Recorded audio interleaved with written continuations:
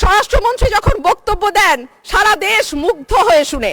মাননীয় স্পিকার, আমি একজন আইনের শিক্ষার্থী, আমিও ওনার ডিবেট মুগ্ধ হয়ে শুনি। পুরো বাজেটের সবটাই যদি স্বরাষ্ট্রমন্ত্রীকে দেয়া হয় বা এই মন্ত্রণালয়ে বরাদ্দ দেওয়া হয়, মাননীয় সদস্য প্রস্তাবটা করেন, টাইম ইজ রানিং আপ। তারপরেও কতটুকু উন্নয়ন হবে এই মন্ত্রণালয়ের আমরা জানি না।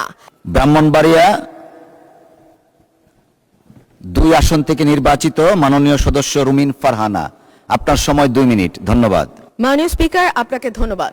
মাননীয় স্পিকার, আমি খুব ভালো করেই জানি কোর্টের বাইরে ব্যান্ড পড়া যায় না, কিন্তু তারপরেও আমি কেন পড়েছি সেটা আমি যেমন ভালো জানি, আমি আশা করি মাননীয় স্পিকার আপনিও বুঝতে পারছেন আমি কেন ব্যান্ড পড়ে এসেছি। মাননীয় স্পিকার, স্বরাষ্ট্র মন্ত্রণালয়ের কাছে আমাদের এবারের বরাদ্দ তারা চেয়েছে 31,098 কোটি 88,15,000 টাকা। মাননীয় স্পিকার, আমি একটু বিনীতভাবে কয়েকটা পরিসংখ্যানের দিকে আপনাদের দৃষ্টি আকর্ষণ করি। মার্চ এবং এপ্রিল মাসে সারা দেশে হত্যাকাণ্ড রেকর্ড করা হয় 605টি। অন্যান্য অপরাধ একই সময় 294টি ছিনতাই, 90টি ডাকাতি, 196টি অপহরণ, 2214টি চুরির ঘটনা, 129টি পুলিশের আক্রান্ত হবার ঘটনা ঘটেছে। নারী ও শিশু নির্যাতন 2 মাসে 3,496টি নথিভুক্ত করা হয়েছে। এ গ্রেড ক্লিংকারের কনফিডেন্স সিমেন্ট, বাংলাদেশের হৃদয় জুড়ে।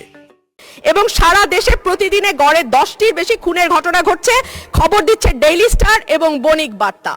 এই যখন আমাদের সিকিউরিটির অবস্থা, এই যখন আমাদের আইন শৃঙ্খলার অবস্থা, তখন আমরা এই মন্ত্রণালয়ের জন্য দাবি তুলছি 31,098 কোটি। মাননীয় স্পিকার, পাশের থেকে আমার একজন সহকর্মী বলছেন এটা আরো বেশি হওয়া উচিত। সম্ভবত মাননীয় স্পিকার, পুরো বাজেটের সবটাই যদি স্বরাষ্ট্রমন্ত্রীকে দেয়া হয় বা এই মন্ত্রণালয়ে বরাদ্দ দেওয়া হয়, মাননীয় সদস্য প্রস্তাবটা করেন, টাইম ইজ রানিং আপ। তারপরেও কতটুকু উন্নয়ন হবে এই মন্ত্রণালয়ের আমরা জানি না। স্বরাষ্ট্রমন্ত্রী যখন বক্তব্য দেন সারা দেশ মুগ্ধ হয়ে শুনে। মাননীয় স্পিকার, আমি একজন আইনের শিক্ষার্থী, আমিও ওনার ডিবেট মুগ্ধ হয়ে শুনি, কিন্তু ওনার এই মুগ্ধতা যদি উনি ওনার মন্ত্রণালয়ে ছড়িয়ে দিতে পারতেন এবং তার মন্ত্রণালয়ের কাজের মাধ্যমে, তাহলে আর এটি ছাঁটাই করে 1 টাকা করার প্রস্তাব আমি রাখতাম না। ধন্যবাদ। আমরা অন্যায়ের বিরুদ্ধে প্রতিবাদ করতে গিয়ে নিজেরা কি অন্যায়কারী হয়ে উঠছি? নিজেরাই কি সেই ক্রাইমটা করে ফেলছি?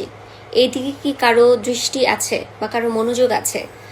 একেবারে আইন শৃঙ্খলা বাহিনী থেকে শুরু করে সাংবাদিক, সাধারণ মানুষ, জাস্টিস, ম্যাজিস্ট্রেট, সবাই আমরা মনে হয় দিনে দিনে অন্যায়কারী হয়ে উঠছি। আলভি নিজে আদালতে গিয়ে আত্মসমর্পণ করেছে জামিনের জন্য। আদালত মনে করেছে তাকে জামিন দেয়া যাবে না, তার জামিন নামঞ্জুর করেছে, তাকে কারাগারে পাঠানো হয়েছে। লয়ার দাবি করেছে তার রিমান্ড, সে রিমান্ডও হচ্ছে জাজ মঞ্জুর করেছে, হুইচ ইজ ফাইন। আইন যা বলে, আইনের রুলস যা কিছু আছে সেটার মতো করে চলবে, এই পর্যন্ত ঠিক আছে। এবং আইনে যা যা আছে সেই দ্বারা শাস্তিও পাবে যদি সে অপরাধী হয়। কিন্তু আইনে কি আছে যে ব্যক্তি নিজে আত্মসমর্পণ করেছে, যে ব্যক্তি পালানোর চেষ্টা করেনি, যে ব্যক্তি চিৎকার চেঁচামেচি করেনি, যে ব্যক্তি অন্যকে হার্ম করতে চায়নি, যে ব্যক্তি কোনো এমন বিশৃঙ্খলা সৃষ্টি করে নাই যেটাতে মানুষ হয়রানির শিকার হয়, এমন কিছু কি আলভি করেছে? নিশ্চয়ই করে নাই। আমরা দৃশ্যপটে দেখলাম সাংবাদিক মারফতে। তো তাহলে তাকে কেন এরকম হাত পিছনে বেঁধে টানা হেঁচড়া করে আদালতে তুলতে হবে? আপনারা কি জানেন যে একজন আসামিকে কোন মুহূর্তে কখন এভাবে হ্যান্ডকাপ পরিয়ে বা পিছনে হাত বেঁধে কোন ধরনের আসামিকে বা কোন সময় কোন মুহূর্তে এভাবে নেওয়া হয়? আইন শৃঙ্খলা বাহিনীরা আপনারা যেটা করলেন এটা একটা অমানবিক কাজ করেছেন। আপনাদেরকে আইন যেমন মানতে হবে, একইভাবে আপনাদেরকে মানব অধিকার যেটা আছে, মানুষের যে অধিকার আছে, সেই রাইটসটাও আপনাদেরকে ফলো করতে হবে।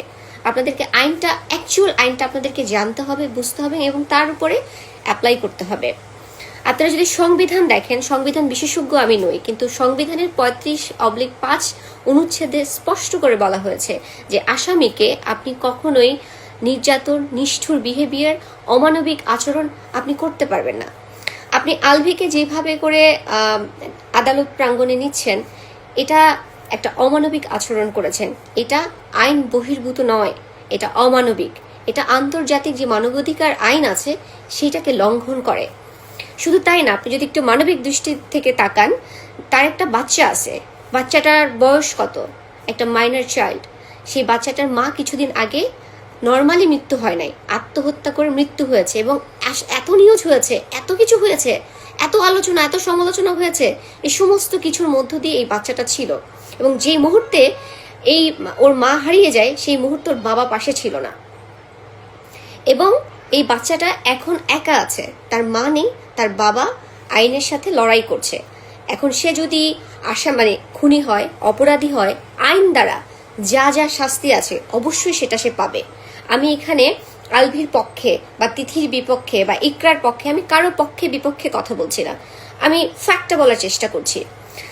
যদি মানবিক দৃষ্টিকোণ থেকে দেখেন, আপনি একটা বাচ্চার উপরে আপনি মানসিক নির্যাতন করলেন, এই বাচ্চাটা এগুলি দেখছে।